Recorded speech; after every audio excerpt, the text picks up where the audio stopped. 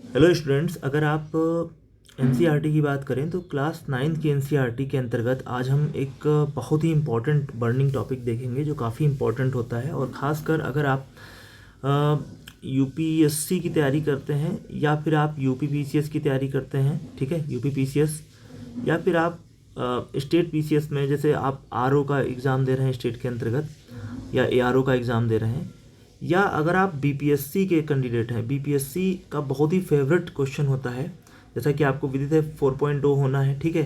तो 4.0 के अंतर्गत ये जो आप देख रहे हैं ना, कक्षा 9 की एनसीईआरटी के अंतर्गत जो चैप्टर है जीविका, है ना, और अर्थव्यवस्था एवं समाज। तो इसमें देखिए लिखा हुआ है वन्य एवं समाज एवं क्या, उपनिवेशवाद, आधुनिक विश्व में चरवाहे आभार। तो ये जो टॉपिक हैं, दोनों टॉपिक बहुत ही इंपॉर्टेंट हो जाते हैं। तो क्लास 9th की एनसीईआरटी के अंतर्गत इन देखिए आपका लिए कंटेम्प्रेरी जो आपका वर्ल्ड है, इसके अंतर्गत हम 9th में अगर देखें तो बेसिकली वर्ल्ड हिस्ट्री होता है। वर्ल्ड हिस्ट्री के बाद जो होता है वो आपके दो टॉपिक्स देखिए, फ्रांसीसी क्रांति, यूरोप, और ये आपका नासी और हिटलर का जो उदय है। इसके बाद जो दो चैप्टर होते हैं वो चैप्टर बहुत इंपॉर्टेंट होते हैं। इन दो चैप्टर का मैं क्रक्स लाया हूँ एक पेज में। आपके एग्जाम में एक तरफ देगा शिफ्टिंग कल्टीवेशन, है ना, और एक तरफ देगा उसका वो कहाँ पे परफॉर्म होती है। या तो स्टेट पूछेगा इंडिया के रिगार्डिंग, या दुनिया के रिगार्डिंग कोई वर्ल्ड का कोई कंट्री पूछ लेगा कि किस कंट्री में वो परफॉर्म होती है। शिफ्टिंग कल्टीवेशन होती क्या है, शिफ्टिंग कल्टीवेशन क्या होती है, बस इसको समझ लीजिए।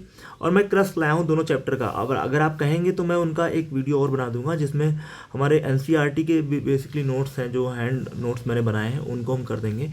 अभी के लिए पहले हम यहाँ पर देखते हैं कि जो शिफ्टिंग कल्टीवेशन है वो क्या होता है। शिफ्टिंग कल्टीवेशन का मतलब देखिए, जो आदिम जनजातियाँ होती हैं, जनजातियाँ जो बेसिकली समाज से कटी होती हैं, जंगलों में निवास करती हैं, और आप जानते हैं शेड्यूल ट्राइब का उनको दर्जा मिलता है। और भारत के जो प्रेसिडेंट ऑफ इंडिया हैं वो किसी न किसी क्षेत्र को डेजिग्नेटेड करते हैं कि वो शेड्यूल ट्राइब होगा या नहीं होगा।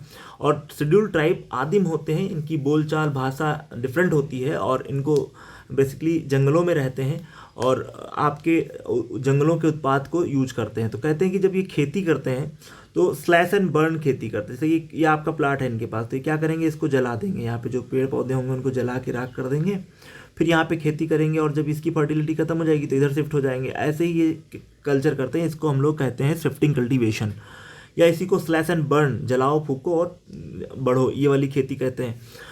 और इस खेती का अनदर कंट्रीज में अन्य नाम होते हैं।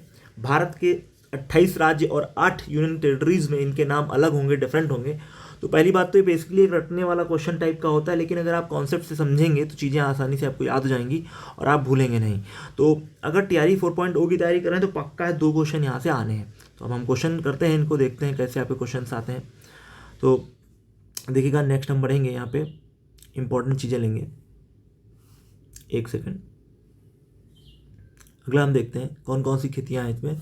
तो इसमें देखिए, अगर खेती की बात करें तो देखिए लिखा है स्थानांतरित कृषि के नाम, शिफ्टिंग कल्टीवेशन के एग्रीकल्चर के नाम। एक तरफ नाम है, एक तरफ देश या आपका क्षेत्र है। अगर हम लदांग की बात करें, लदांग इंडोनेशिया और मलेशिया में आपका परफॉर्म होता है। तो याद रखिएगा, लदांग कहाँ होता है, इंडोनेशिया और मलेशिया में जो है आपका होता है। अगर बात करें हम लदांग के बाद मिल्पा की, तो देखिए एम से मिल्पा होता है, और एम से ही मिडिल अमेरिका होता है, और एम से ही मैक्सिको होता है। तो मैक्सिको और मिडिल अमेरिका में मिल्पा होती है। याद रखिएगा, एम एम एम की पावर 3, एम की पावर 3 का मतलब एम फॉर मिल्पा एक प्रकार की शिफ्टिंग कल्टीवेशन है जो मैक्सिको में परफॉर्म होती है, मिडिल अमेरिका में परफॉर्म होती है। बात करें रोका, देखिए रोका में रा आ रहा है, ठीक है ना, रोका।